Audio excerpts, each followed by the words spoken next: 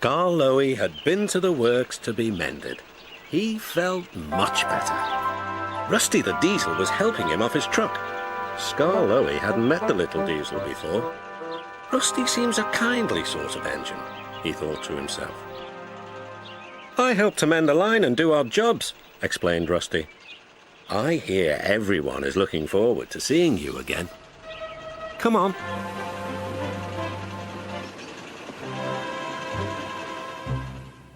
Peter Sam was feeling depressed. He was still getting over his accident, but he wanted to start work again. The Fat Controller wouldn't let him.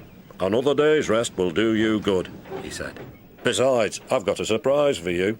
For me, sir? How nice, sir. What is it, sir? Wait and see.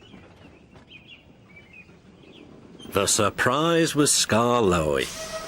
Oh, said Peter Sam, I'm glad you've come home. They lit Skarloey's fire and he sizzled happily. I feel all excited, he said, just like a young engine. Now, tell me all the news.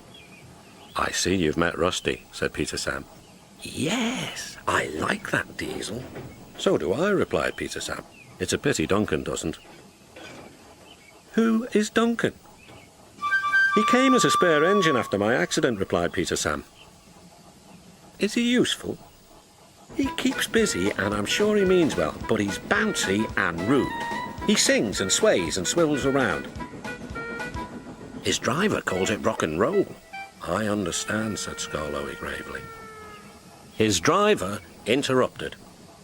Duncan has done it again. He's stuck in a tunnel. Come on, old boy. We'll have to get him out. Skarloey was pleased. He wanted to run and looked forward to meeting Duncan. They found the guard's van and some workmen and hurried up the line. How nice and smooth the rails are, thought Skarloey. They've mended all the old bumps. The little diesel helped do that. What a difference Rusty's made to the line.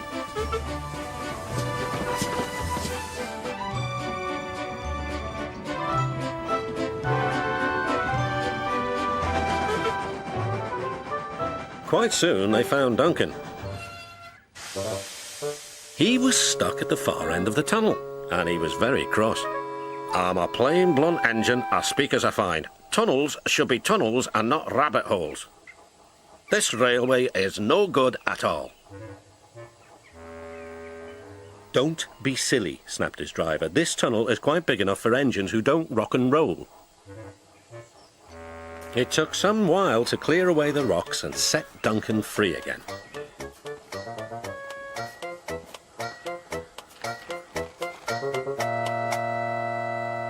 At last, Skarloey was able to push Duncan and his coaches safely through.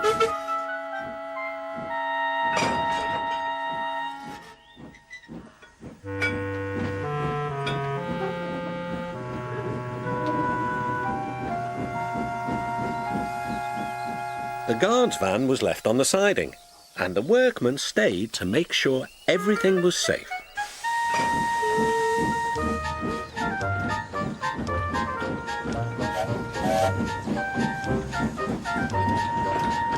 Duncan grumbled all the way home, but Skarloey paid no attention. Later, the Fat Controller spoke severely to Duncan. Listen to me. There is nothing wrong with that tunnel. You stuck in it because you tried to do rock and roll. Tunnels are not dance floors, and you are not a pop star. The Fat Controller gave his full attention to Duncan's funnel. If it happens again, he ended ominously, I shall find ways to cut you down to size. In other words, your career is on the line. Need I say more?